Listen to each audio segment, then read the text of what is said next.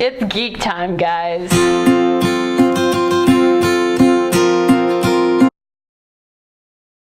So today we're going to be reviewing Thor Ragnarok because it's an awesome movie. That's like the main thing I'm going to say right now. It's an awesome movie. By far my favorite Marvel movie. Okay. So what did you think about Thor's humor? I really thought it was funny, just like how he became more of like a sarcastic and funny character, just because like the first two movies, like the second movie he was a little bit more like, he had a little bit more humor just like with his friends, but like in this one he just like had a lot of sarcasm and it was just really funny to like watch. Yeah, and I was watching a YouTube video a long time ago, like right after I saw Ragnarok, which was the day it came out. And so I don't remember who said it, but I did not come up with this. Thor picked up all of his humor and sarcasm from Tony Stark. That makes sense. During like the first Avengers and Age of Ultron and any other time that he spent on Earth that we don't know about. I mean, that makes sense since like Tony is a super like just sarcastic and just so many other things. Like you can't really put it into one word. Pretty funny. So that was pretty great. And his humor the other thing is the monologue at the beginning of Ragnarok mirrors the monologue at the beginning of Iron Man 3. How the main protagonist is doing a monologue that they're not saying in the actual movie. I didn't even think about that. Well, I mean, Thor is saying it in the movie though, because he's talking to a skeleton. Well, yeah, but like at the beginning, you're not seeing them talking. Okay, right. So like, I mean, it's just, oh no, Thor's in a cage. Yeah. So that was a pretty funny moment. Just like, oh no, Thor's in a cage, because you don't expect that. Yeah, right. So at least most of the time, you wouldn't expect it. Yeah. So, and then the Doctor Strange scene. I thought it was really cool how he came into the movie. I feel like in the Thor movies, there's always like some character, because like in the second one, Captain America was in there. Just for like a small blip of time. Exactly. And so I really liked the Doctor Strange scene, not theme. I thought it was really funny when Doctor Strange is like originally like the sling ring portal opens up at like Loki's feet. Like after Loki falls and there's a piece of paper on the ground, Thor pokes at it with his umbrella. He actually thinks Loki turned into a piece of paper. I find that really funny because I feel like he would have more like common sense. Just like why would Loki turn into a piece of paper? That doesn't make any sense. Like why would he do that? And like just like the portal, why would there be a portal if it's just going to turn into a piece of paper? Right. But anyways, so moving on from that, I also really enjoyed how Thor just messed everything up. Like he picked up that like little vial or whatever it was that had the cone ends, and he like took one and put it back, and everything just fell. And then like Doctor Strange was like, "You can leave that now." That was pretty funny. And then like when Doctor Strange is like, "Don't forget your umbrella," and like he just holds out his hand for like so long. Sorry. And, yeah, it just. You just hear glass breaking and stuff falling over. I'm sure he broke all of those cases that have all of the artifacts in them. I know, all the artifacts were probably totally like damaged. Right. And so that was very hilarious. Yes. And then when Loki came back with, like when Doctor Strange let him through the portal, that scene, that line that Loki said, do you want to say it? I have been falling for 30 minutes! Yeah, that was a really funny line. I really liked that. Just the way he did it. And then he's like, you dare, and it's like, you second rate, and then they go through the portal and he falls over again. It falls a lot in that movie. Yeah, he's just like, he takes out his dagger, and then Doctor Strange is like, nope, and just sends him through to Norway. Okay, bye-bye. That was pretty great. Okay, let's talk about Thor's horrible timing. You just can't laugh. You just can't not laugh at it, because, I mean, like when he's in the cave, it's just tied up in chains, and he's like, because that is what heroes do. Holds out his, like, for his hammer. He opens his hand, and it's like nothing happens, and he's like, he just kind of hesitates, and then he's like, oh, sorry about that. And bad timing. Yeah. sorry, I didn't time that right. And then he does it again, and it actually works. But I just find that really hilarious. And then it happened with, what was another bad timing part in that movie? There were a couple, I just can't think of them. I'm blanking. Like in the Doctor Strange scene when he's trying to summon his umbrella. Right. He's just like, sorry. Yeah. So he was really awkward in this movie, and it was pretty funny. Like when he's in the room in the Grandmaster's house with Hulk, and then Hulk tosses him the ball, and he's like, "'Cause that's what heroes do," and he throws it at the window, and it bounces back and hits him in the face. Hey, he just failed a lot in that movie. But Yeah. I mean, I feel like he made up for it though, because on like the Rainbow Bridge, like you were telling me earlier, just with like Hela, and he's like, Hela's like, "You can't defeat me," and Thor's he like, can. "But he can," and then it like that was Her. that timing kind of redeemed him from Yes. the other failure that he had. What else?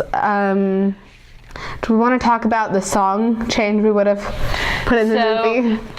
Hela and Thor are on like the balcony, and they're watching everybody on the Rainbow Bridge at the very end of the movie, and she's like, What were you I'm not, the god I'm not of?" a queen or a monster. I'm the goddess of death. Tell me, brother, what were you the god of again? And then we wanted, like, after his scene with like Odin, we thought it would have been really cool if instead of having the Immigrant Song by Led Zeppelin, was it Yeah, it's Led Zeppelin. Okay, just checking. I mean, not that I have a problem with that song because it's like Pretty great song, and it does reference Valhalla and whatnot, so Yeah. it's very relevant. But we thought it would have been really funny if it like played Imagine Dragons Thunder, just because like he's the god of thunder. So we thought that would have been really funny if like he comes out like with his eyes blue and like lightning coming off, and he's like thunder. Yeah. So let's talk about Korg. Did you know that Korg, the actor who played Korg, was actually the director of the movie? Really?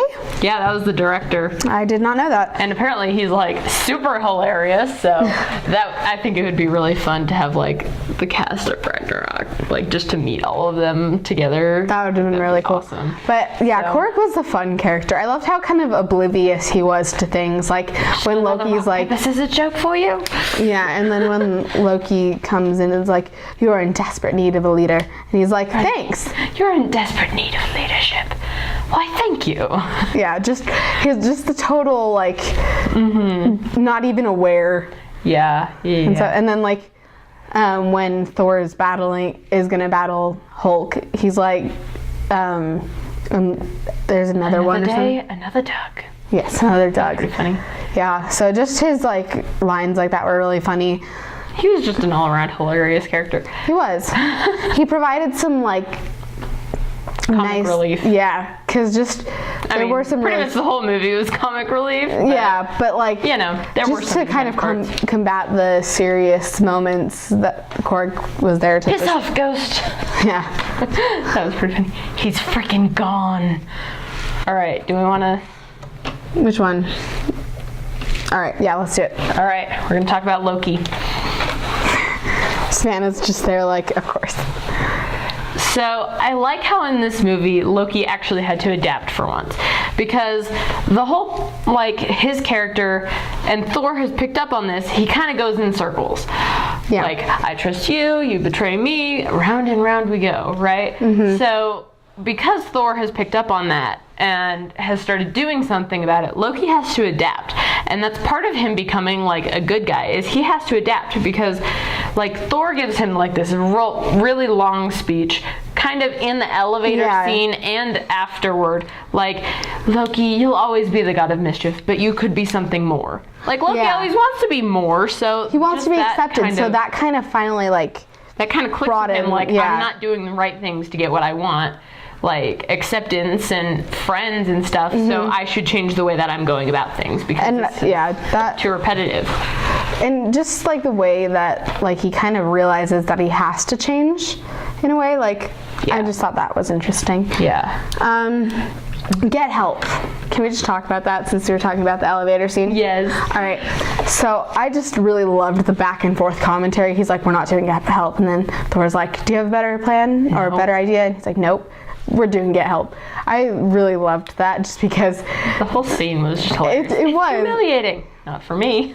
just like the smugness of Thor just walking by Loki. Thor loving to throw Loki around. He's like, not for me. Just walks by, and Loki's like, and then that's when he like betrays him or attempts to. But like, Yeah. I just thought like, But this time, it's truly nothing personal. yeah, that was funny. So, all right. Let's talk about the change of color. I didn't like that. Why did Hela have to go and steal green? I feel green like- is Loki's color. I mean, everyone stole green in that movie, though. Right? It wasn't Hulk. just Hela. Hela. Well, Hulk is naturally green, so we can't say he stole it. Well, yeah, but I And Hulk came mean, before Loki. it's so. true. But I was still sad that Hela stole green. Like, couldn't Hela have been red? Yeah. I guess Surtur was red, but Well, Serta was orange. seriously, She could have been purple. yeah, she could have been Like, purple I don't know. It's just the fact that, like, or red. Loki. No, wait. You just said that. Am I? I give up. Okay. But I was just going to say that, like, you kind of, like, watching the movies, everyone, even, like, just the regular Avengers and all superhero movies, everyone has, like, a set color scheme. And you kind of just get used to it. So with Ragnarok, with, like... Loki is blue and yellow, which does, if you combine blue and yellow, it makes green. So at least there's that. I love how you're trying to stretch it. No, so, like, seriously, he was wearing a blue top part and a yellow cape. well, I know, but, like, it just... Green. It was kind of weird. It was different. Off. So, hold on.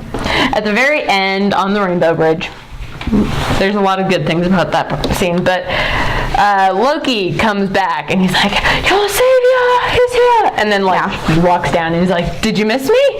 Yeah. And then like, Thor comes down and Thor's like, "You're late." And Loki says, "You're missing an eye." yeah, that was like pointing out the obvious, Loki. But I also really liked that just kind of how Thor expected him to come back, like as soon as like the electrical thing like finally got off of him. Yeah, like Thor knew that his speech would hit home with Loki, and then Loki Bring would him come back. into Asgard. So, What else? now we're gonna talk about that awesome end scene.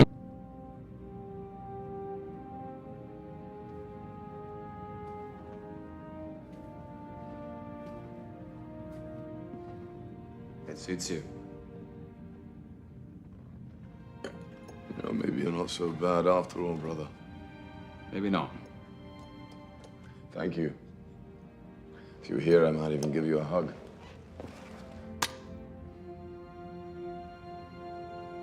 I'm here.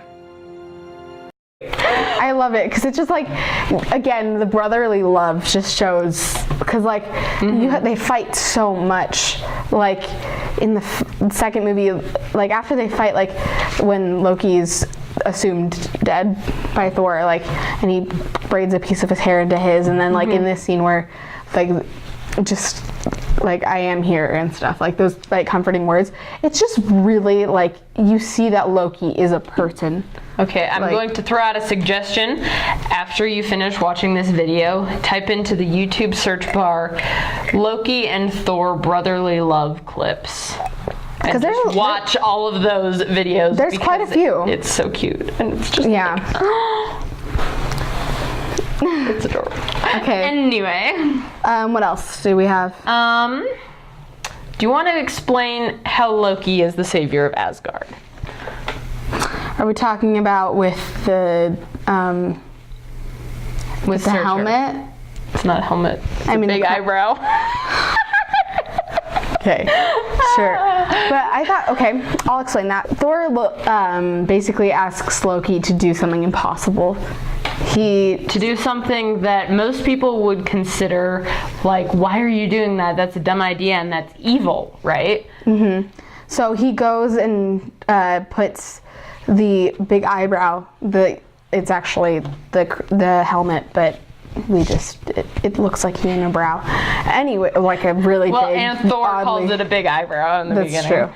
Really? That's the crown? I thought it was a big eyebrow. Yeah. Anyway. So, just when Loki puts the crown into like the eternal flame to awake Surtur. There's an R at the end. I will get it. I'm not pronouncing it right. I know that, but I know it's not Surta.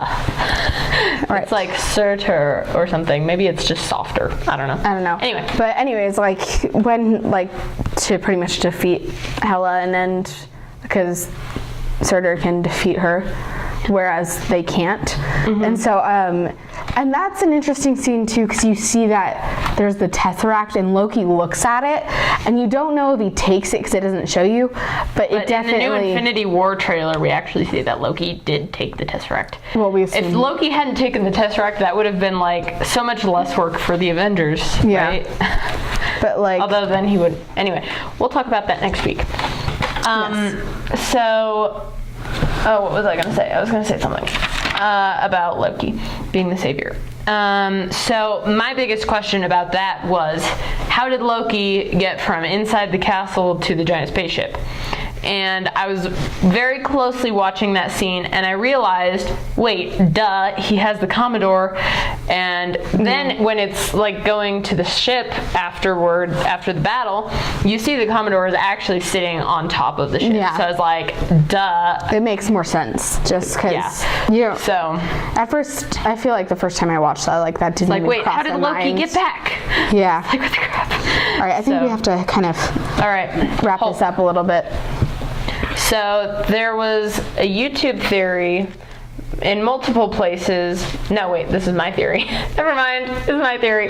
So everybody's talking about how, like, why is Hulk so much more articulate and why can he talk better? And so my theory about that is he's been Hulk for 2 straight years. That hasn't happened before.